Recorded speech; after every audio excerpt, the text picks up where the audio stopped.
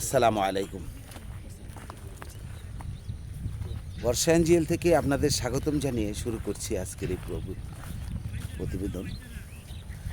এই প্রতিবেদনে আমি আসলে চলে আসছি মূলত জমি কৃষকের একদম ধার প্রান্ত। এই ধার প্রান্তে এসে আমি আজকে আপনার দেখানোর চেষ্টা করছি যে কৃষিকাজের যে অবস্থানটা মূলত সেটা খুব কষ্টদায়ক। রৌদ্রে, গরমে, বৃষ্টিতে, শীতে, কুয়াশার মধ্যে কৃষককে কিন্তু কাজ করতেই হয়। কৃষিকাজ না করলে যেমন পেট চলে না, আমাদের মেন হলো কৃষিকাজ। তো আমি সেই ধরনের কৃষকের সঙ্গে এখন আলাপ করবো। আসসালামু আলাইকুম বড় ভাই। ওয়ালাইকুম আসসালাম। কেমন আছেন ভাই ভালো, আলহামদুলিল্লাহ। এখন পালং শাক কত করে বিকতেছে?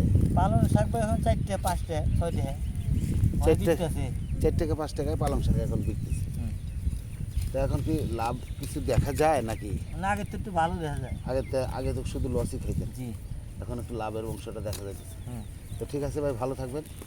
আসসালামু আলাইকুম রহমতুল্লাহ। তো আমি সরাসরি এখন কথা বললাম কৃষকের সাথে। তো উনি বললেন যে আসলে কিছুদিন আগে তো বিকেই নেই, তো এখন মোটামুটি বিকতেছে। সেই হিসাবে বাজারে এখন ভালো চাহিদাও বেড়েছে। যদিও রমজান মাস চলছে, তারপরও বাজারে ভালো চাহিদা আছে। এই জানাতে চেষ্টা করলাম আপনাদের।